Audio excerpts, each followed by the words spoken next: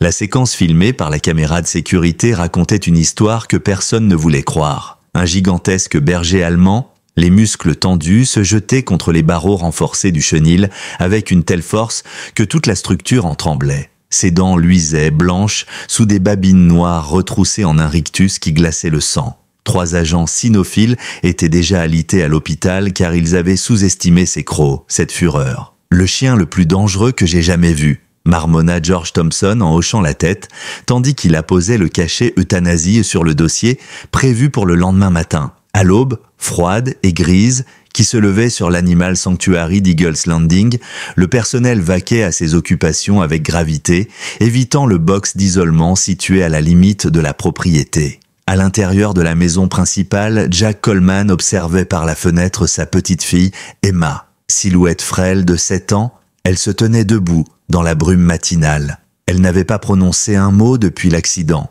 survenu 14 mois plus tôt. Accident qui lui avait pris ses parents et sa voix. À présent, elle se dirigeait, non, elle marchait d'un pas décidé, vers le chenil que tous les autres fuyaient.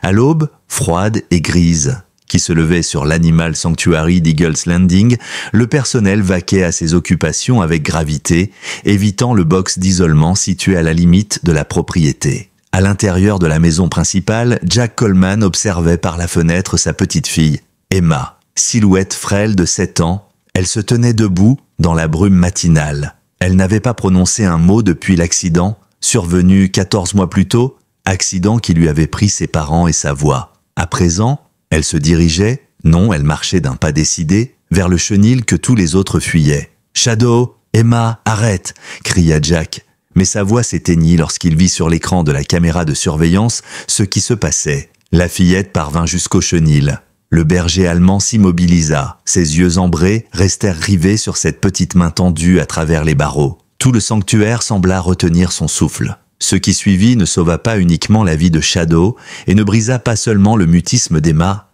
mais transforma aussi la compréhension qu'avait toute la communauté du soin, de la confiance et de la relation profonde pouvant se tisser entre les âmes les plus improbables quand tout le monde a déjà perdu espoir. Laissez un j'aime et partagez vos réflexions en commentaire, ainsi que la ville d'où vous regardez. Maintenant, continuons l'histoire. Shadow n'avait pas toujours été un monstre. 3 ans auparavant, il était la fierté de la 10e division de montagne, un chien de travail militaire exceptionnel pour la détection d'explosifs en Afghanistan. Le sergent-chef Michael Reynolds l'avait formé dès son plus jeune âge, tissant avec lui un lien légendaire dans leur unité. Mais sur une route poussiéreuse près de Kandahar, un engin explosif improvisé qu'il n'avait pas détecté coûta la vie à Reynolds. Shadow assista à toute la scène, le corps de son maître projeté comme une poupée de chiffon, tandis que le chien lui-même subissait des éclats d'obus le long du flanc gauche. Le traumatisme le transforma en une nuit. Lui qui avait toujours été calme et obéissant devint imprévisible, agressif envers toute personne en uniforme. 3 centres de rééducation avaient essayé de l'aider, en vain. Le dernier incident avait laissé un dresseur expérimenté avec 70 points de suture et une paralysie partielle du bras droit. Le traumatisme d'Emma Coleman était différent mais tout aussi lourd. 14 mois plus tôt, elle était assise dans son siège réhausseur quand un camion semi-remorque avait fait une embardée sur l'autoroute glacée. L'accident tua ses parents sur le coup, tandis qu'Emma en ressortait physiquement indemne mais psychologiquement brisée. Les psychiatres évoquaient un mutisme sélectif, un retrait complet de la communication verbale déclenché par un traumatisme sévère. Emma avait vu ses parents mourir et depuis, quelque chose en elle s'était éteint. Aucun traitement, médicament ou effort de persuasion n'était parvenu à lui faire prononcer le moindre mot. Ses yeux bleus, autrefois vifs, semblaient fixés sur un point dans le vide, comme si elle voyait des choses qu'une enfant de 7 ans ne devrait jamais voir. Jack Coleman avait fondé l'Animal Sanctuary d'Eagle's Landing après 30 ans passés comme maître chien dans l'armée suite au décès de son épouse Rachel emportée par un cancer. Ce sanctuaire était devenu sa raison de vivre, un endroit où les chiens difficiles et traumatisés pouvaient trouver une réhabilitation plutôt qu'une euthanasie. À 68 ans, le corps de Jack portait les marques de sa carrière, mais son esprit restait aiguisé. Et ses méthodes, à la fois innovantes et controversées, tenaient plus de l'art que de la science. Le sanctuaire fonctionnait avec un budget serré. grâce à la pension militaire de Jack et à quelques dons d'une communauté qui admirait son travail tout en remettant en cause ses méthodes. Prendre Shadow représentait son plus grand risque jusque-là, une décision rendue plus complexe encore par l'arrivée de sa petite fille. Jack n'avait pas revu Emma depuis l'enterrement. À présent, il était responsable à la fois d'une enfant gravement traumatisée et d'un chien que tout le monde pensait impossible à sauver. Le coup de téléphone tomba à 5h30 du matin, tirant Jack d'un sommeil agité. C'était Maya Rodriguez, son dresseur principal, qui n'appelait à cette heure qu'en cas de problème. « Ils l'emmènent aujourd'hui, Jack. Pas la semaine prochaine. Aujourd'hui. Le service de contrôle des animaux dit qu'il manque de place et que leur directeur veut clore le dossier Shadow. J'ai déjà 3 employés qui menacent de démissionner si on le prend, après ce qui s'est passé à Denver. Je m'en occupe, répondit Jack, la voix encore enrouée. Il jeta un regard à la photo de Rachel posée sur sa table de chevet. Rachel aurait compris pourquoi il ne pouvait pas refuser. Dis à tout le monde que je gère Shadow personnellement. Personne ne doit l'approcher tant que je n'ai pas fait mon évaluation. Son ton ne laissait place à aucune objection. Et Maya, assure-toi que le box d'isolement soit renforcé comme je l'ai demandé, avant midi. L'atmosphère était électrique au sanctuaire. Le box d'isolement, situé à l'extrémité de la propriété, avait été consolidé avec du grillage en acier supplémentaire et un sas de sécurité à double porte. Le docteur James Peterson, vétérinaire chevronné du sanctuaire, avait préparé des sédatifs suffisamment puissants pour calmer un chien 2 fois plus grand que Shadow, au cas où. Ce n'est pas un cas difficile parmi d'autres, avertit le docteur Peterson en remplissant sa trousse d'urgence de seringues. J'ai lu tout son dossier, Jack. Ce chien souffre d'un SSPT similaire à ce que j'ai vu chez des vétérans de combat. Blessure cérébrale causée par l'explosion, perte de son maître sous ses yeux, il est en mode survie. Es-tu sûr de vouloir tenter ça? Surtout avec Emma maintenant? Je ne peux pas les abandonner ni l'un ni l'autre, répondit Jack, en regardant au loin la maison principale où Emma demeurait immobile sur la balançoire du porche, sa valise toujours à côté d'elle. La veille, elle était arrivée comme un fantôme, accompagnée d'une assistante sociale. Le système a échoué pour eux deux. Si je ne prends pas Shadow, il le pique. Si je ne prends pas Emma, il ne put achever sa phrase. Le camion de transport arriva à 14h précise avec l'inscription « Animal Control » sur ses flancs. 2 agents en sortirent, portant sur les avant-bras des protections en cuir épais, l'air sévère et résolu. « Où voulez-vous qu'on le mette, Coleman ?» demanda l'un d'eux sans saluer. « Le box d'isolement est prêt. Suivez-moi. » Le transfert au box d'isolement fut une danse soigneusement chorégraphiée, faite de tension et d'appréhension. Shadow luttait à chaque pas, claquait des dents sur la perche d'attrape, tournoyait avec une force étonnante malgré son état misérable. Une fois enfermé dans le chenil renforcé, il se réfugia aussitôt dans le recoin le plus éloigné, les poils hérissés, retroussant les babines pour exhiber des crocs, conçus par la nature pour mordre et retenir. « Bonne chance !» lâcha l'agent, tendant à Jack un dossier volumineux. « On repassera dans 72 heures. S'il blesse quelqu'un d'ici là, c'en est fini de lui. » Jack regarda la fourgonnette s'éloigner, le dossier lourd entre les mains. Maya s'approche prudemment, se tenant à distance du box. « Il est pire que ce qu'on m'avait dit », dit-elle à voix basse. « J'ai vu des chiens agressifs, Jack, mais lui, je ne suis pas sûr qu'il y ait encore quelque chose à sauver. »« Il y a toujours quelque chose à sauver ?» répliqua Jack, tout en sentant poindre le doute au fond de lui. « Rassemble tout le monde, on instaure de nouveaux protocoles. Maintenant, plus personne ne s'approche du chenil sans moi. Aucune exception. » Le soir venu, Shadow refusait toujours nourriture, et le regard fixé et aux aguets. Jack, assis sur un seau renversé à 6 mètres de l'enclos, l'observait. Il scrutait le moindre signe, espérant découvrir la trace du chien militaire parfaitement formé qui subsistait peut-être derrière ce comportement traumatique. « Il n'est pas ce que disent les rapports », expliqua-t-il à Maya alors que le soleil disparaissait à l'horizon.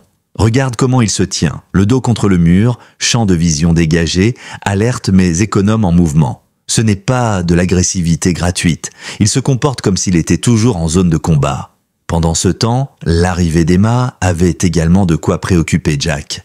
Tandis que Shadow se montrait hostile et montrait les dents, Emma se repliait sur elle-même et se volatilisait sans un mot. Lisa Martinez, l'assistante sociale, avait résumé la situation avec un professionnalisme teinté de compassion.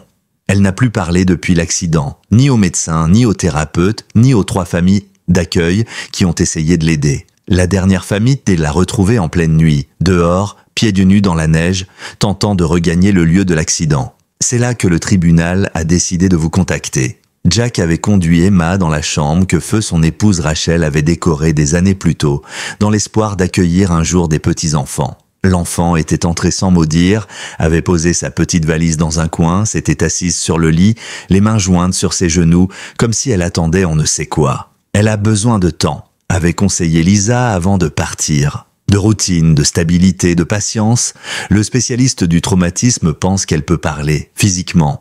Elle choisit de ne pas parler. Quelque chose en elle s'est refermé.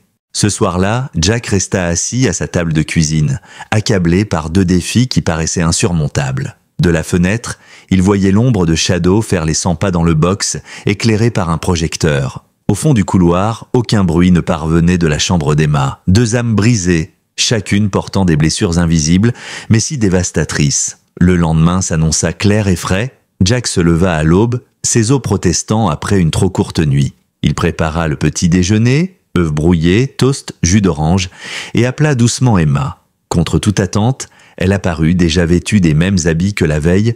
Elle mangea mécaniquement, sans plaisir ni plainte, le regard fuyant. « Je pensais te faire visiter le sanctuaire aujourd'hui, » tenta Jack. « Tu aimerais ?» Aucune réponse, ce qui n'était pas surprenant, mais le heurta quand même. Il insista, mal à l'aise. « Il y a un nouveau chien Shadow qui a des ennuis comme toi. Je dois aller le voir après le petit déjeuner. Tu pourrais venir si tu veux, mais il faudrait que tu restes en retrait. Il n'est pas encore prêt pour les visiteurs. » Il crut voir briller quelque chose dans les yeux d'Emma, un léger sursaut d'intérêt. Pour la première fois depuis son arrivée, elle semblait être là, présente, et non juste un corps silencieux occupé à survivre. Après le petit déjeuner, Jack fit visiter les lieux à Emma, faisant un large détour pour éviter le box de Shadow. À sa grande surprise, la fillette dériva subtilement dans cette direction, son regard cherchant l'enclos isolé comme si elle en connaissait l'existence. Jack la détourna en douceur, lui expliquant les autres programmes de rééducation du sanctuaire, lui montrant des chiens plus sociables.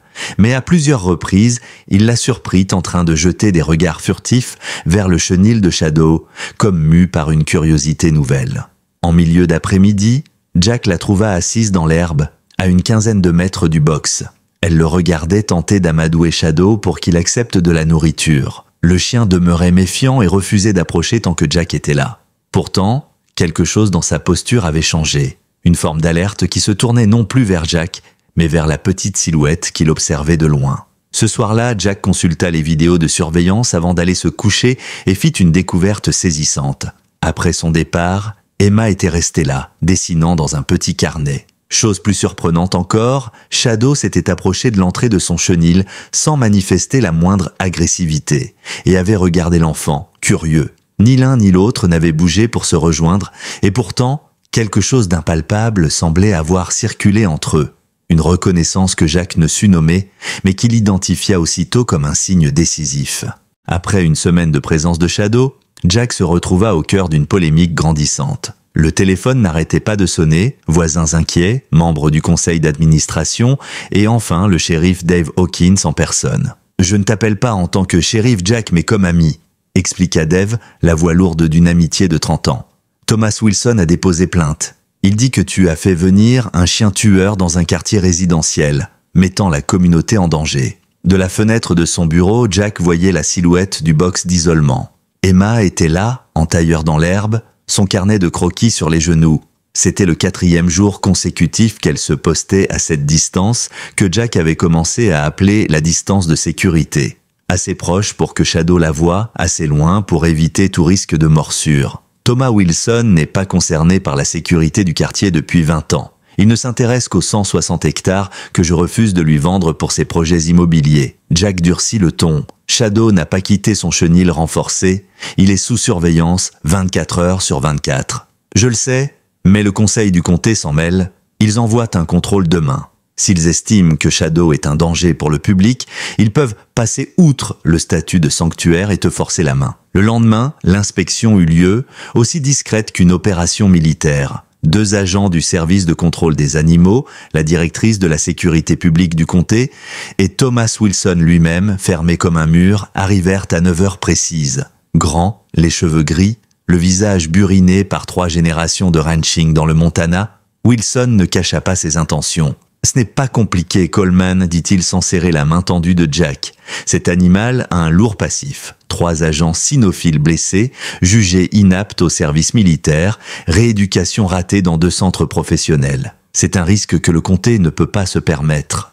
L'inspection se déroula de façon méthodique et clinique. Ils vérifièrent la solidité du box de Shadow, prirent des photos, examinèrent de son dossier. Shadow, lui, grognait et se jetait contre les barreaux quand quiconque, excepté Jack, approchait, confirmant les craintes de l'équipe d'inspection. « Nous sommes prêts à faire preuve de mesure », déclara finalement la directrice de la sécurité, le ton professionnel. « Vous avez 14 jours pour démontrer une amélioration mesurable. Sinon, le comté exigera l'euthanasie. Nous exigerons des rapports hebdomadaires, des bilans comportementaux et des preuves vidéo. » Une fois qu'ils furent repartis, Maya trouva Jack devant le box de Shadow, le visage sombre. « 2 semaines, ce n'est pas assez pour un tel cas, » murmura-t-elle. « Il va falloir faire avec. » Les yeux de Jack se posèrent sur Emma, qui avait tout observé de son poste, le visage exprimant une maturité bien au-delà de son âge. « Appelle le docteur Alvarez. S'il y a bien quelqu'un qui peut nous aider à évaluer Shadow objectivement, c'est lui. » Le docteur Miguel Alvarez arriva 3 jours plus tard, précédé de sa réputation. Il était le plus grand spécialiste national de la rééducation comportementale, notamment pour les chiens militaires traumatisés. Son évaluation aurait un poids décisif face au conseil du comté. Cheveux argentés, voix douce, il affichait 40 ans d'expérience et un regard infaillible. « Je dois l'observer 24 heures sans intervention », expliqua-t-il en installant du matériel de surveillance près du chenil de Shadow. « Je veux voir son comportement de base, ses déclencheurs de stress, ses schémas de sommeil. » Le matin suivant, Jack trouva Emma déjà installée sur une chaise pliante dans le sas.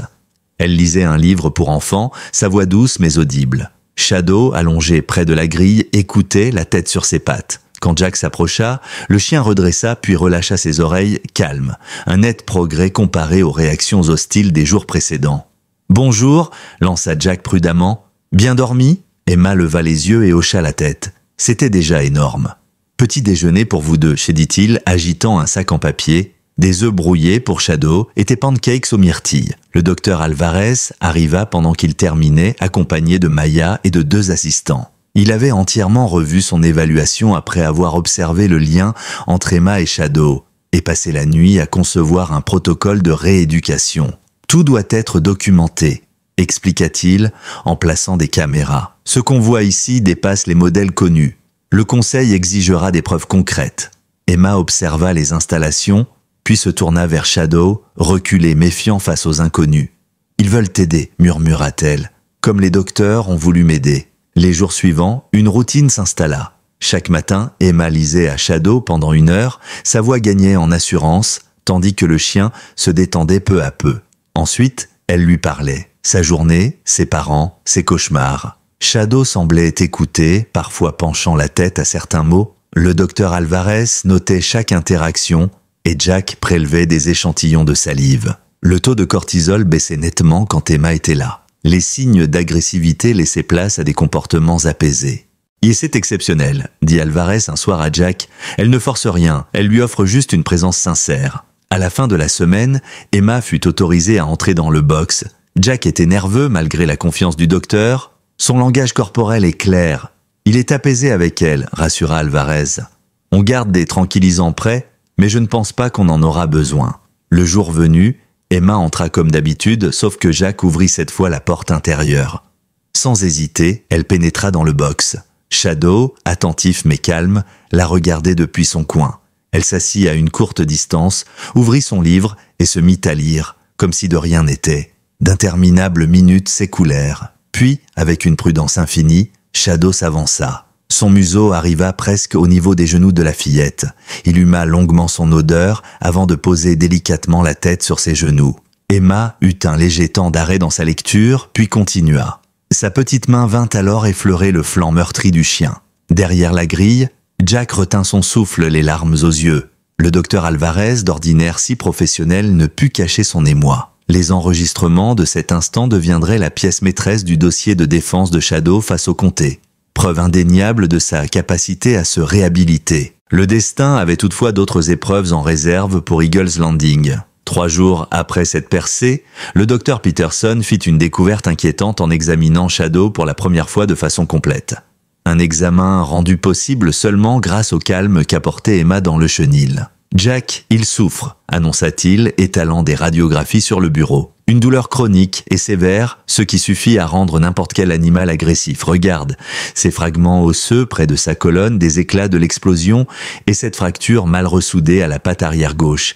Il vit comme ça depuis 3 ans. On peut opérer ? Oui. Mais c'est une chirurgie délicate et coûteuse. Les éclats sont proches des nerfs. J'ai contacté un spécialiste à Helena, prêt à tenter l'opération, mais ça dépasse largement notre budget. Les finances déjà précaires du sanctuaire suffoquaient. Les dépenses pour Shadow, soins spécialisés, matériel de sécurité, honoraires du docteur Alvarez, avaient déjà englouti presque toutes les réserves. Ce soir-là, alors que Jack passait les comptes en revue, il entendit frapper à la porte. Thomas Wilson se tenait sur le perron, le visage indéchiffrable. « Bonsoir Coleman, j'ai entendu parler des problèmes de santé de ton chien. Ici, tout se sait. Et qu'est-ce que ça peut te faire ?» Jack se tenait sur la défensive, prêt à un nouvel affrontement. Wilson s'éclaircit la gorge. « Le conseil du comté se réunit demain pour étudier ton rapport d'avancement et décider du sort de ce chien. Ma position n'a pas changé. Il n'a pas sa place en zone résidentielle, mais... Il hésita, cherchant ses mots. Ma petite fille, Claire, a vu la vidéo où Emma entre dans le chenil. Elle n'arrête pas d'en parler. Claire a perdu sa mère, ma fille, d'un cancer, l'année dernière. Elle n'est plus la même depuis. Mais quelque chose dans cette gamine et ce chien brisé l'a bouleversée. Wilson sortit une enveloppe de sa veste. « Je ne change pas d'opinion, dit-il sèchement. C'est la décision de Claire. Elle a vidé son fonds universitaire sans mon autorisation et veut que cet argent serve à l'opération de Shadow. Dans l'enveloppe, 112 000 $ en chèque de banque. Je ne peux pas accepter, bredouilla Jack, bien que le sanctuaire fût au bord du gouffre. Tu n'as pas le choix, rétorqua Wilson, visiblement mal à l'aise. Claire est aussi têtue que l'était sa grand-mère, voire autant que ta petite Emma, à ce que j'entends. C'est pour les soins du chien, pas pour toi. Tu prends ou non, peu m'importe. J'ai fait ce que Claire m'a demandé. Sur le perron, Jack resta immobile, l'enveloppe pesant dans sa main, songeant à la complexité des liens humains dans cette communauté. Même entre adversaires. Le lendemain, la salle où siégeait le conseil du comté était bondée. L'histoire d'Emma et Shadow avait dépassé la région et attiré les médias de tout l'État. Le docteur Alvarez présenta ses conclusions avec son autorité professionnelle habituelle, projetant les enregistrements d'Emma lisant et parlant à Shadow. Les visages du public exprimaient l'émotion. Thomas Wilson, à la surprise générale, garda le silence tout du long, lui qui d'habitude s'opposait violemment à Jack. Le conseil vota à l'unanimité de prolonger la période probatoire de Shadow de 60 jours pour permettre au sanctuaire de poursuivre sa rééducation. Wilson, sans un mot, quitta la salle le premier, évitant le regard de Jack. L'opération de Shadow fut programmée la semaine suivante dans un grand hôpital vétérinaire à Helena. Il fallait compter une nuit sur place, ce qui signifiait la première séparation entre Emma et lui depuis l'éclair de compréhension qui les avait unis. Jack s'inquiétait de savoir comment l'un et l'autre allaient vivre cet éloignement nécessaire. « Il faut préparer Emma », conseilla Maya, « et Shadow aussi. La séparation peut provoquer une rechute chez eux deux. » On organisa donc, 3 jours durant, des exercices de courte séparation en allongeant progressivement la durée durant laquelle Emma devait rester loin du chenil. Shadow montra son malaise, tournant et geignant quand elle partait mais sans redevenir agressif. Emma, de son côté, devenait plus taciturne mais sans revenir au mutisme total. Le jour de l'opération arriva, sous un ciel limpide et un temps frais. Emma insista pour accompagner Shadow à Helena. C'est alors qu'elle parla directement à Jack pour la première fois. « Shadow a besoin de moi », déclara-t-elle, ses yeux bleus plantés dans ceux de son grand-père, avec une détermination qui n'appelait pas de discussion. La clinique vétérinaire avait pris des dispositions spéciales, consciente de la singularité du cas. Emma put rester auprès de Shadow jusqu'au moment où l'anesthésie fit effet. Elle lui murmura des paroles rassurantes, et lorsque l'équipe médicale l'invita à quitter la salle Keda, elle déposa un baiser sur le museau cicatrisé du berger allemand, avant de rejoindre Jack dans la salle d'attente sans protester. 6 heures plus tard, la chirurgienne sortit toujours en blouse pour donner des nouvelles. « On a retiré 17 fragments osseux autour de la colonne », expliqua-t-elle, en montrant à Jack des clichés post-opératoires. La pression sur les nerfs était considérable. Il devait souffrir en permanence. On a aussi réparé cette fracture ancienne de la patte arrière gauche. La convalescence sera difficile, mais le pronostic est excellent. Lorsque Shadow reprit conscience, plus tard dans la soirée, Emma fut la première personne qu'il vit. Groggy, Il la reconnut aussitôt et agita faiblement la queue sur son tapis de réveil. « Tu es réparé maintenant » lui dit-elle, sa main frôlant doucement la tête du chien. La douleur est partie. 2 jours plus tard, Shadow rentra à Eagle's Landing. Il devait porter un gilet protecteur pour éviter de toucher ses cicatrices. Pendant son absence, le box d'isolement avait été entièrement réaménagé. Un lit plus confortable remplaçait l'ancienne couche, des dessins d'enfants ornaient les murs, et on y avait même installé un petit bureau et une chaise à la taille d'Emma. Ce n'était plus vraiment un chenil, mais un refuge commun pour 2 êtres en pleine guérison. À mesure que le chien reprenait des forces, sa rééducation comportementale progressait elle aussi. Chaque semaine amenait ses avancées. Il finit par accepter la nourriture de Maya, puis du docteur Alvarez. Il laissa même le docteur Peterson l'examiner sans anesthésie et se remit à obéir à des ordres de base. Assis, couché, viens. Avec la douleur en moins et la confiance en plus, la formation militaire de Shadow refaisait surface. Parallèlement, Emma retrouvait elle aussi un nouvel équilibre. Elle s'autorisa enfin à parler à d'autres adultes. Jack d'abord, puis Maya et le docteur Alvarez. Ses phrases restaient brèves, sa réserve toujours palpable, mais le silence s'était envolé. Elle accompagna Jack lors de ses tournées quotidiennes, s'intéressant aux autres chiens en rééducation. Aucun ne la fascinait comme Shadow, bien sûr, mais elle montrait une curiosité nouvelle. Quand Lisa Martinez, l'assistante sociale d'Emma, vint rendre visite 6 semaines après ce fameux orage, elle fut sidérée par les changements observés chez sa jeune patiente. « C'est incroyable », confia-t-elle à Jack, alors qu'Emma montrait à Shadow comment donner la patte sur commande. « On a tout essayé sans succès, et voilà que, tout à coup, elle parle et interagit. Il s'est passé un miracle ici. Ils ont reconnu quelque chose l'un chez l'autre, » expliqua Jack. « La même souffrance, la même peur, et ils ont su communiquer quand tous les autres échouaient. » L'attention médiatique entourant cette rencontre miraculeuse apporta autant de difficultés que d'opportunités. Certes, la presse relaya l'histoire d'une enfant traumatisée et d'un chien condamné, ce qui attira des soutiens financiers et des bénévoles. Même l'armée s'y intéressa, envoyant des observateurs pour étudier ce programme de rééducation hors norme. Mais il y eut aussi un revers. Certains, sur Internet, lancèrent une pétition pour exiger l'abattage de Shadow, arguant qu'un chien dangereux ne changeait pas, et que c'était irresponsable de la part du sanctuaire de le laisser approcher d'autres personnes. Des familles, dont les proches avaient été blessés dans d'anciens centres, accusaient Jack de mettre la communauté en péril. Mais la menace la plus imminente prit les traits d'Eleanor Mitchell, la grand-mère maternelle d'Emma, qui surgit sans prévenir au sanctuaire, 9 semaines après l'arrivée de la fillette. Élégante et redoutable, elle n'essaya même pas de masquer son aversion. « Cet endroit n'est pas fait pour ma petite fille », annonça-t-elle à Jack d'un ton glacial. « Vivre ici, entouré d'animaux dangereux, manquer l'école, ce n'est pas une vie pour un enfant. J'ai pris un avocat et j'entends bien obtenir la garde. » Jack s'efforça de rester calme malgré l'angoisse qui montait. « Emma se porte à merveille ici. Elle reparle, elle s'ouvre au monde. Shadow lui est indispensable pour avancer. Une enfant ne devrait pas dépendre d'un chien dangereux. Je peux lui offrir la stabilité, l'éducation, une vie normale, pas cet univers marginal. » La perspective de perdre Emma planait sur Eagle's Landing. Jack consulta un avocat, constitua un dossier prouvant les progrès d'Emma. De son côté, le comté devait bientôt réévaluer la situation de Shadow, quoique le docteur Alvarez se montra confiant quant à l'issue. Parallèlement, Thomas Wilson, bien qu'atténué par l'intervention de sa petite-fille, restait un adversaire influent, capable de raviver le conflit. Le plus troublant, c'était de savoir qu'Emma et Shadow portaient toujours, chacun, de lourdes cicatrices invisibles. Il suffisait d'un rien pour raviver leur peur. En surface, leurs avancées étaient miraculeuses, mais Jack était conscient de la fragilité sous-jacente. Emma se réveillait encore certaines nuits en hurlant, et Shadow parfois s'immobilisait, le regard perdu, comme s'il revivait des scènes de guerre. La guérison réelle ne tenait pas qu'à des instants réconfortants ou à l'approbation du public. Elle nécessitait du temps, de la vigilance et la force de surmonter les éventuelles rechutes. Quand l'automne arriva, raccourcissant les journées et laissant planer la morsure précoce de l'hiver, Jack se sentait toutefois prudemment optimiste.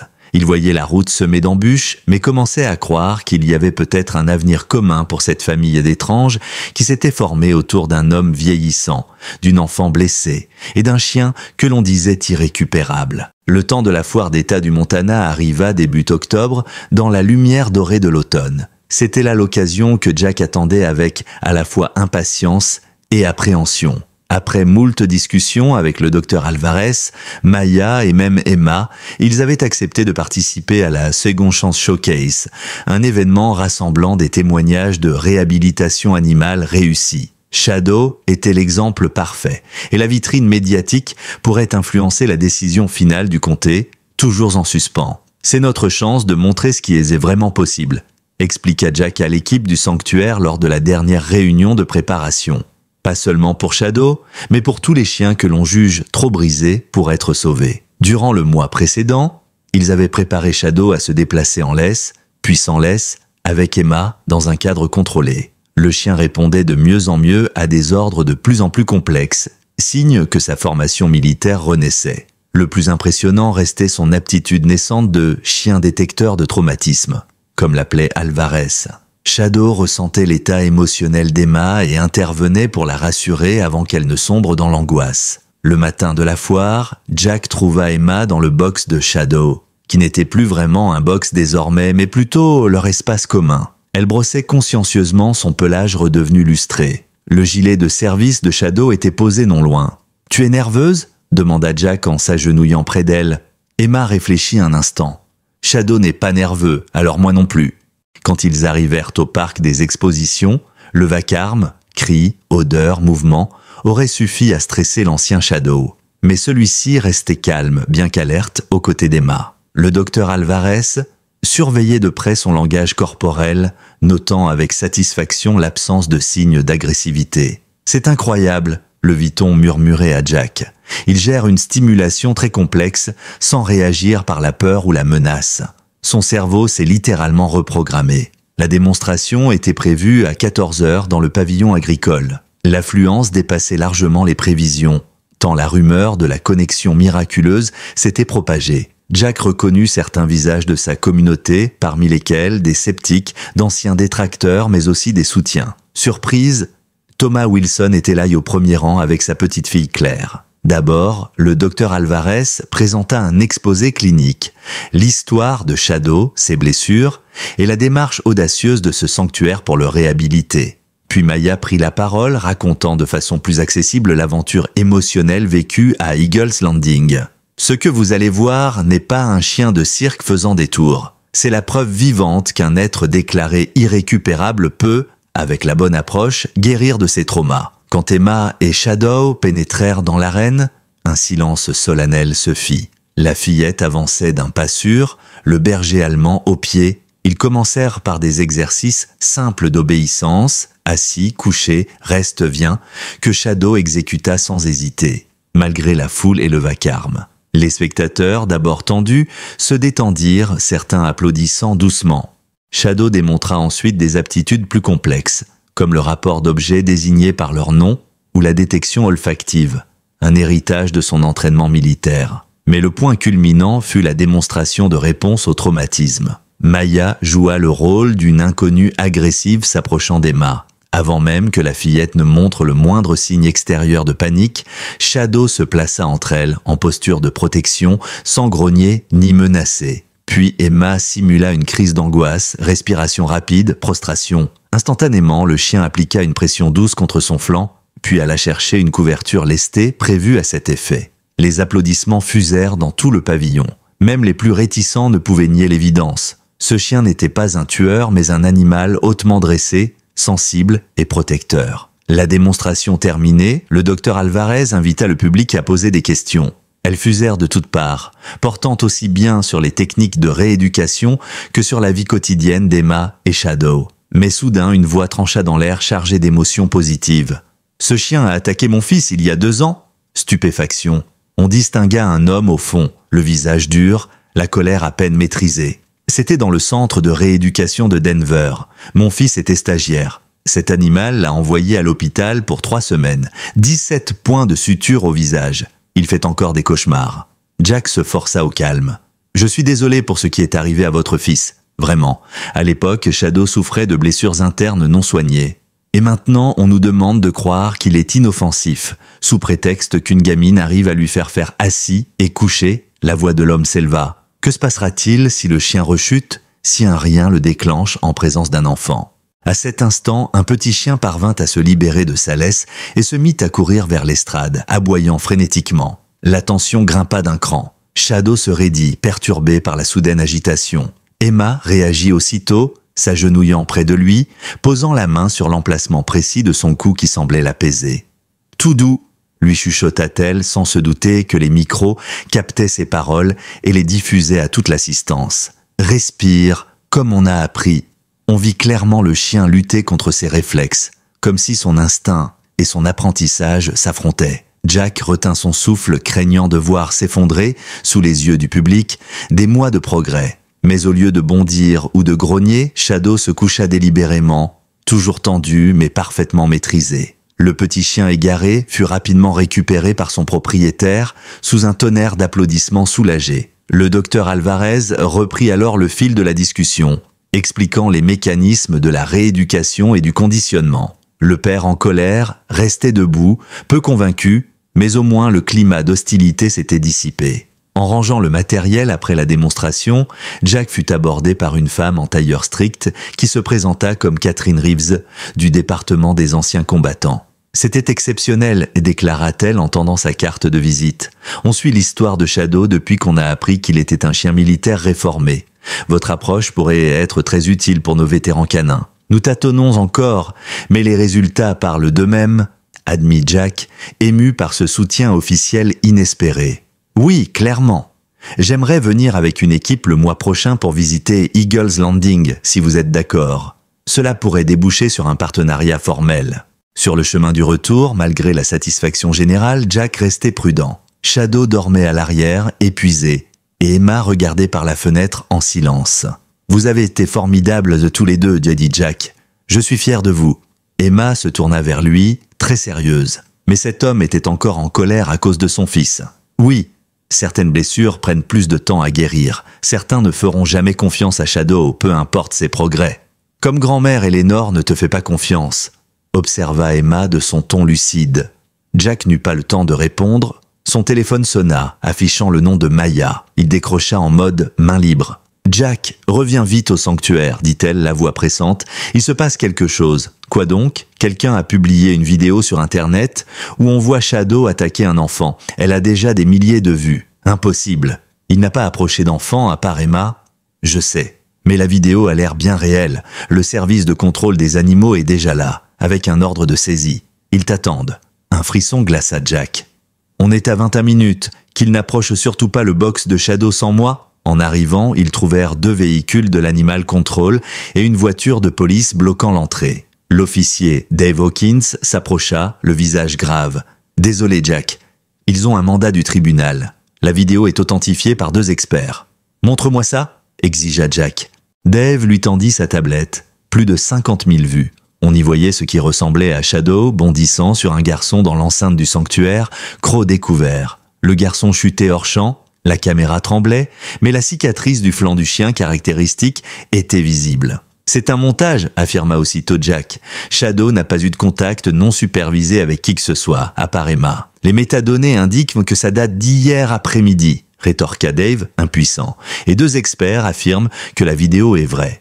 Le juge a jugé les preuves suffisantes pour émettre un ordre. Où est cet enfant blessé ? Le dossier médical est en cours. Apparemment, la famille s'est rendue directement à l'hôpital d'Elena. Emma, qui avait tout entendu depuis la voiture, s'avança, Shadow à ses côtés. Le chien, sentant l'hostilité ambiante, se plaça en posture protectrice. « Il n'a fait de mal à personne », déclara fermement Emma d'une voix étonnamment assurée. « Hier, on s'est entraînés toute la journée, tous les deux. » Le chef de l'Animal Control s'approcha. « Mademoiselle Coleman, veuillez vous éloigner du chien.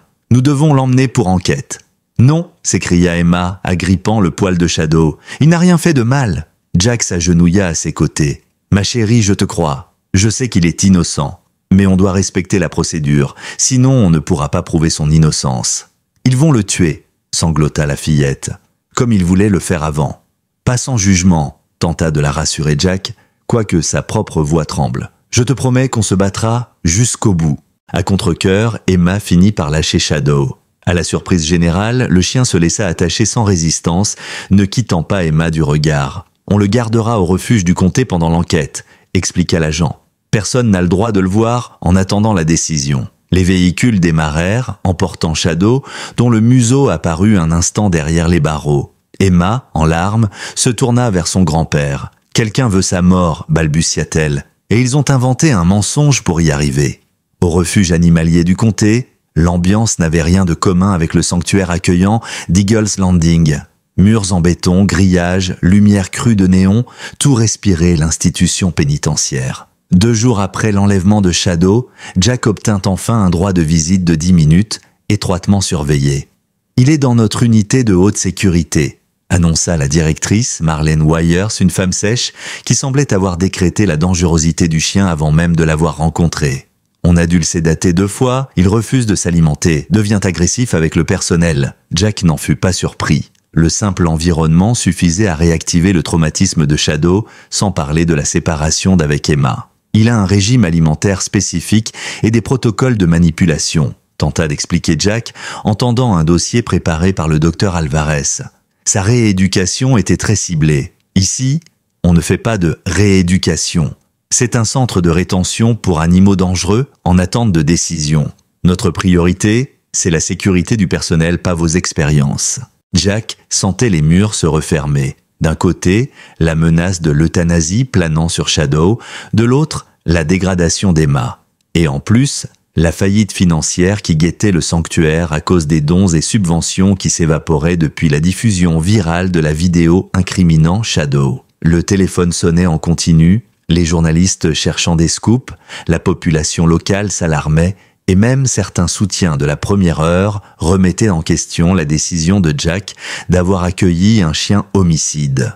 Comme si cela ne suffisait pas, la grand-mère d'Emma, Eleanor, profita de la situation pour accélérer sa requête de garde en urgence, dénonçant des conditions de vie dangereuses et insalubres. L'audience fut programmée pour la semaine suivante. Maya résistait avec bravoure, secondant Jack dans toutes les démarches, tandis qu'il cherchait un avocat en urgence, tentait de maintenir le fonctionnement minimal du sanctuaire avec les quelques bénévoles restants et passait au peigne fin la fameuse vidéo, convaincue d'y déceler un trucage. « Le timing est trop suspect », affirmait-elle, les yeux cernés, tard le soir, en repassant la séquence image par image. On montre au public un Shadow réhabilité, et pile ce jour-là sort cette vidéo d'agression. C'est louche. Le tribunal se fiche de la coïncidence. Il lui faut des preuves. Et en ce moment, tout penche contre nous. Soupirait Jack. Patricia Gonzalez, l'avocate du sanctuaire, était tout aussi franche. On va devoir escalader une montagne, Jack. La vidéo est jugée authentique par des experts. Personne ne se manifeste pour dire qu'elle est fausse et la famille prétend avoir des preuves médicales de morsure correspondant à un chien de la taille de Shadow. Mais ce n'est pas Shadow, j'en suis certain. Hier, il était avec Emma toute la journée, sans discontinuer. Sans le témoignage d'Emma, nous n'avons aucune preuve solide. Et dans son état actuel, Patricia laissa sa phrase en suspens, mais le sens était clair. Sans la voix d'Emma, sauver Shadow relevait du miracle. 5 jours après l'enlèvement de Shadow, Jack s'endormit sur sa terrasse, un verre de whisky à moitié vide à la main. Le premier depuis 10 ans. Le sanctuaire semblait mort, privé de l'âme qu'étaient Emma et Shadow. Dans la maison, la chambre d'Emma restait silencieuse, inoccupée.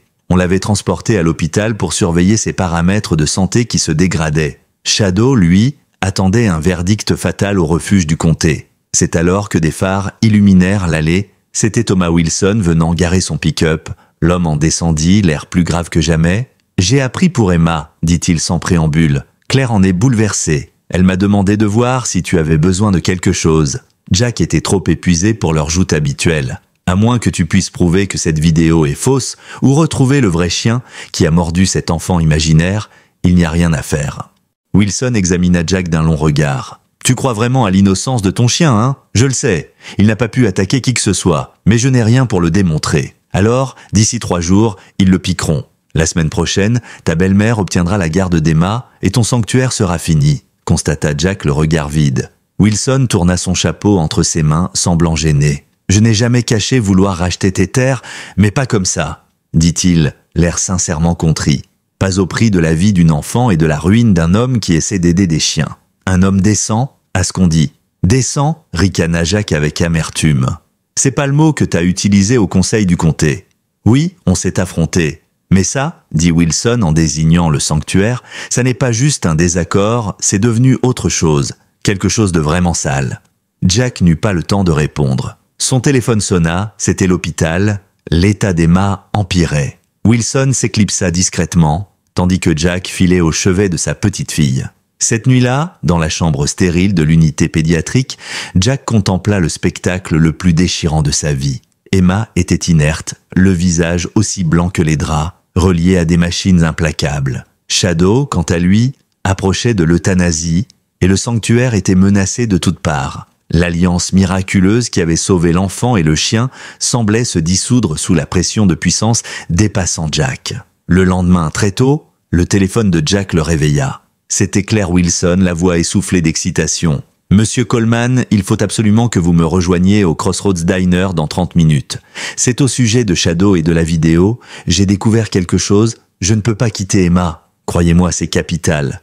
Notre seule chance de sauver Shadow avant l'audience de demain. » 27 minutes plus tard, Jack entrait dans le petit resto, quasi désert. Claire était assise dans un box, un ordinateur portable ouvert devant elle. À sa grande stupéfaction, elle n'était pas seule. Le docteur Valérie Harper, ancienne vétérinaire du sanctuaire, démissionnaire depuis 3 mois à cause d'un désaccord, était là. Claire passa une tasse de café à Jack. « Le docteur Harper doit vous parler. » La vétérinaire évitait le regard de Jack, triturant nerveusement son gobelet. « Je ne voulais pas que ça aille si loin, » murmura-t-elle, la voix brisée. « Vous devez comprendre, on m'avait promis que personne ne serait vraiment blessé. Il s'agissait juste de discréditer le sanctuaire pour obliger une vente rapide. »« De quoi parlez-vous » Jack sentit son cœur s'emballer. Le docteur Harper respira un grand coup. « La vidéo de l'attaque. Elle est truquée. Il n'y a pas d'enfant blessé. Le chien qu'on voit n'est pas Shadow, c'est son demi-frère, formé dans le même programme militaire. Ils se ressemblent énormément, mais la cicatrice qu'on voit sur la vidéo est un montage numérique. J'ai vérifié image par image, il enchaîna Claire en faisant pivoter l'ordinateur. J'ai fait des études en multimédia. Quand on observe les mouvements de la cicatrice, on voit nettement un calque qui ne bouge pas de façon naturelle avec le pelage. C'est un trucage. Mais qui est derrière ça ? Robert Miller, l'investisseur qui collabore avec votre voisin Wilson, répondit Harper. Il m'a approché il y a des mois, offrant de financer la clinique privée dont je rêvais. En échange, je devais lui fournir des infos sur vos faiblesses financières, la sécurité du sanctuaire, etc. Mon père n'était pas au courant, s'empressa de préciser Claire. Il veut racheter tes terrains, mais pas à ce point de malhonnêteté. Quand je lui ai montré l'analyse de la vidéo, il a insisté pour qu'on retrouve le docteur Harper. Je n'ai pas signé pour ça, reprit la vétérinaire.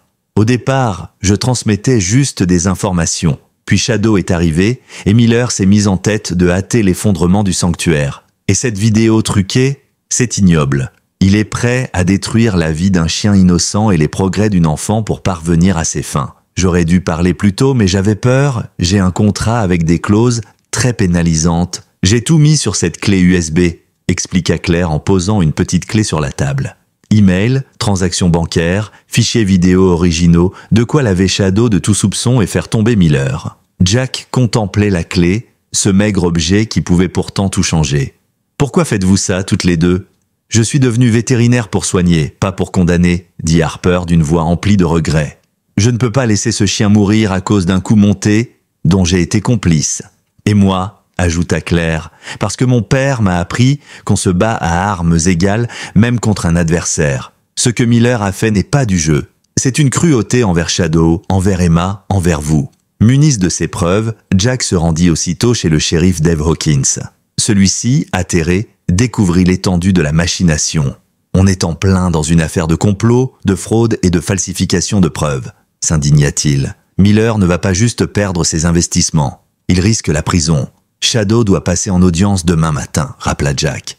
Il faut agir vite. Avant la fin de la journée, le juge Merrill, celui-là même qui avait ordonné la saisie de Shadow, signa un sursis d'urgence après avoir pris connaissance des éléments. Le shérif Hawkins dépêcha des adjoints pour arrêter Miller et saisir ses documents. L'avocate Patricia Gonzalez enclencha une procédure en référé pour annuler toutes les accusations contre le sanctuaire. Mais l'urgence restait l'état de Shadow qui se détériorait de jour en jour au refuge. Jack, accompagné du shérif Hawkins, se présenta au refuge en début d'après-midi, ordonnance judiciaire à la main pour exiger la libération immédiate du berger allemand. La directrice Wyers les reçut avec hostilité. « Le jugement ne change rien au fait que cet animal est dangereux », ronchonna-t-elle en marchant d'un pas sec vers la zone de haute sécurité. « Il est devenu ingérable depuis votre dernière visite. » Devant le box, Jack sentit son cœur se serrer. Shadow était allongé, apathique, le regard vide, terriblement amaigri. Même en entendant la voix de Jack, il ne réagit quasiment pas. Il a baissé les bras, souffla Jack. Il faut vite le ramener au sanctuaire et il a besoin de voir Emma. L'enfant est à l'hôpital, objecta Wyers. On n'emmène pas un chien au service pédiatrique, surtout avec son passé. Regardez-moi faire, lâcha Jack. De retour au sanctuaire, le docteur Peterson les attendait alarmés par l'état du chien. Déshydratation sévère, atrophie musculaire, tachycardie. Il est en détresse vitale, Jack. Ses constantes sont très mauvaises. Il lui faut des fluides, une nutrition adaptée. Et surtout, il doit voir Emma. Le directeur de l'hôpital opposa un refus catégorique à l'idée qu'on amène un berger allemand dangereux dans le service pédiatrique, mais dut céder face à l'accumulation d'arguments légaux et médicaux, certificat du docteur Peterson, demande officielle du médecin d'Emma, détermination sans faille de Jack. Ainsi, en début de soirée, on aménagea une visite supervisée dans une chambre isolée du service enfant. Jack accompagna Shadow sur un chariot car le chien était trop faible pour marcher seul. Les infirmières les regardaient passer, incrédules, certaines affichant une peur compréhensible. Emma se trouvait au fond d'un couloir silencieux, lumière tamisée. Elle est toujours en état critique, prévint le médecin, mais sa dégradation a été tellement brutale après la séparation d'avec le chien qu'on est prêt à tout tenter. La fillette, immobile dans son lit, était reliée à toutes sortes de capteurs. Jack guida délicatement le brancard de Shadow jusqu'au chevet, puis l'aida à descendre sur un tapis spécial disposé contre le lit. D'abord, le chien ne bougea pas, museau posé sur le matelas, épuisé, puis lentement il se redressa et huma l'odeur d'Emma. Un petit gémissement s'échappa de sa gorge, le premier signe de volonté qu'il montrait depuis des jours. Sur l'un des moniteurs d'Emma, on vit tout à coup son rythme cardiaque s'élever de manière positive. Sa respiration se fit plus régulière. Shadow, rassemblant ses dernières forces, posa doucement son museau contre la main de l'enfant. Les doigts d'Emma tressaillirent, puis se refermèrent faiblement sur le pelage. Ils réagissent l'un à l'autre, souffla le médecin fasciné. Son activité cérébrale augmente. C'est comme si elle revenait à elle. Durant l'heure qui suivit, on assista à ce qui semblait être un rétablissement parallèle. Emma retrouva progressivement conscience, tandis que l'état de Shadow se stabilisait sous perfusion. En fin de soirée, la fillette ouvrit les yeux. D'une voix à peine audible, elle articula « Shadow ». À l'extérieur, les événements se bousculaient aussi. Robert Miller fut arrêté et inculpé pour fraude, falsification de preuves et d'autres chefs. La diffusion de la supercherie annula l'effet désastreux de la vidéo. Les médias relayaient désormais l'histoire opposée. Comment un investisseur véreux avait failli détruire la guérison d'une enfant et d'un chien. Les appels au sanctuaire reprirent, non pour protester, mais pour apporter leur soutien. Plus surprenant encore, Thomas Wilson fit une déclaration publique, condamnant fermement les agissements de Miller, retirant toute opposition au sanctuaire et défendant le retour de Shadow auprès de Jack. Vers minuit, Jack était toujours dans la chambre d'Emma. Elle dormait paisiblement, sa main posée sur la tête de Shadow. Le chien, sous perfusion, restait éveillé, veillant sur elle. Le docteur Alvarez, arrivé en catastrophe après avoir appris les derniers rebondissements, regardait la scène avec une émotion mêlée d'expertise. Leur lien défie tous les modèles connus, souffla-t-il à Jack. Leur interdépendance psychologique est extraordinaire, mais elle ne semble pas malsaine. Non seulement ils se soutiennent mutuellement, mais ils catalysent la guérison l'un de l'autre. Ils ont reconnu en l'autre ce que personne ne voyait, murmura Jack. Ça leur a sauvé la vie, à tous les deux. À l'aube, l'histoire de Shadow et Emma avait déjà quitté la sphère locale pour s'étendre aux médias nationaux, devenant un symbole de résilience, de seconde chance et du pouvoir de l'empathie entre un enfant blessé et un chien traumatisé. Le sanctuaire, menacé de fermeture la veille, redevenait un endroit phare, suscitant l'espoir. Mais pour Jack, rien n'était plus important que de voir sa petite fille respirer calmement, la main enfouie dans le plage de Shadow, et de réaliser que, contre toute attente, il venait de gagner la plus cruciale des batailles. Le printemps revint sur Eagle's Landing, apportant un renouveau dans tous les sens du terme. 3 mois s'étaient écoulés depuis l'épisode dramatique à l'hôpital, et le sanctuaire avait subi une métamorphose spectaculaire. Jack, debout sur le porche, observait Emma et Shadow dans l'aire d'entraînement. Le berger allemand avait retrouvé sa superbe. Son pelage noir et feu brillait au soleil, et il se déplaçait avec la grâce et la force d'antan. Emma, quant à elle, encadrait un petit groupe d'enfants, leur apprenant comment approcher le chien. Sa voix sonnait claire, assurée, bien plus que ce à quoi on s'attendrait d'une fillette de 7 ans. « Laissez Shadow venir à vous d'abord », expliquait-elle à un garçon de 9 ans visiblement anxieux. « Il doit sentir que vous respectez son espace. C'est comme ça qu'on gagne sa confiance. » Le garçon hocha la tête, fasciné. Lui et les 5 autres enfants présents portaient aussi, à divers degrés, des fardeaux émotionnels. Ils participaient à un nouveau programme du sanctuaire, fondé sur l'interaction encadrée entre chiens réhabilités et jeunes traumatisés. Le docteur Alvarez rejoignit Jack sur le porche, tenant sa tablette où il notait ses observations. « Elle a un talent incroyable pour ça », commenta-t-il. Elle sait instinctivement quand insister et quand laisser faire, quand encourager et quand apaiser. Elle a appris du meilleur professeur, répondit Jack, le regard fixé sur Shadow, qui acceptait prudemment une friandise de la main tremblante de l'enfant. L'expression émerveillée de ce dernier était éloquente. Le sanctuaire lui-même avait évolué. Autrefois refuge modeste, il abritait désormais le centre de rétablissement assisté par les chiens. Le département des anciens combattants, impressionné par la réhabilitation exemplaire de Shadow, avait accordé une première subvention. D'autres fondations s'étaient jointes au projet. On avait construit de nouveaux bâtiments, engagé du personnel spécialisé, et l'on accueillait désormais non seulement des enfants, mais aussi des adultes souffrant de divers traumatismes. Même Eleanor Mitchell, la grand-mère d'Emma, avait finalement admis l'importance de ce lieu. Après avoir vu de ses yeux la transformation de sa petite fille, elle avait renoncé à réclamer la garde. Mieux, elle avait acheté une petite maison non loin pour se rapprocher d'Emma, tout en respectant l'environnement thérapeutique. Ses compétences en affaires s'étaient révélées d'une grande aide pour Jack, qui avait parfois du mal avec la paperasse. Sur le porche, Maya rejoignit Jack et Alvarez, sa tablette à la main. L'hôpital d'Elena a appelé. Ils veulent ajouter une nouvelle journée de référencement pour leurs jeunes patients traumatisés. On est déjà surchargé.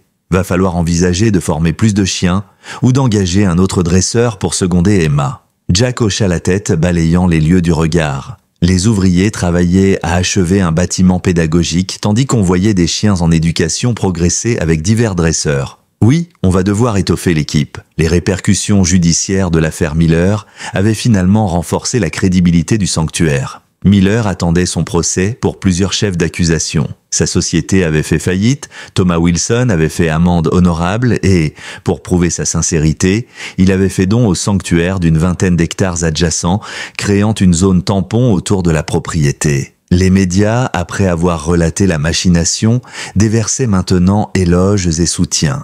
À l'intérieur de la maison, les murs étaient ornés de photos retraçant le parcours de Shadow et Emma. L'une des plus marquantes, agrandie et placée en évidence, montrait Emma dans son lit d'hôpital, la main sur la tête du chien, l'instant précis où elle avait ouvert les yeux pour la première fois depuis sa rechute. Toute leur histoire se résumait dans ce cliché. 2 blessés, 2 survivants unis par un lien improbable. Le docteur Peterson, vétérinaire à plein temps, arriva en fin de matinée pour l'auscultation mensuelle de Shadow, une routine visant à surveiller les séquelles post-opératoires. Après un examen minutieux, il déclara le chien en parfaite santé. Sillon cicatriciel stable, poids idéal, réflexes normaux, aucune douleur apparente, conclut-il.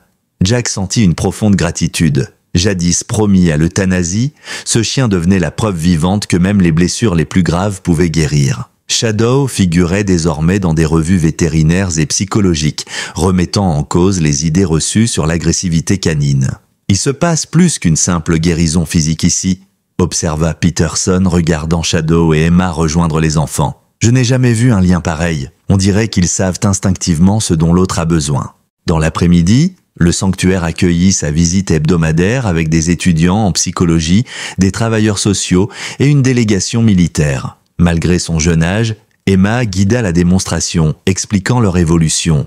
Shadow m'a appris qu'avoir peur ne veut pas dire être cassé, dit-elle. Parfois, on a juste besoin que quelqu'un comprenne notre peur sans chercher à la réparer. Le shérif Dave Hawkins s'approcha de Jack à la fin. « Ta petite fille pourrait donner des leçons de communication à mes adjoints », plaisanta-t-il.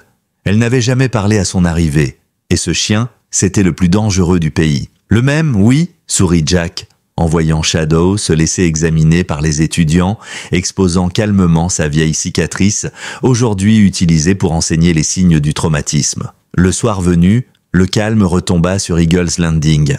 Jack trouva Emma et Shadow près de l'étang à l'extrémité de la propriété, baignés par les ombres du crépuscule. « Grand-père, » dit Emma, « je pensais à tous les autres chiens comme Shadow, ceux qui attendent d'être sauvés. »« Et alors, ma puce ?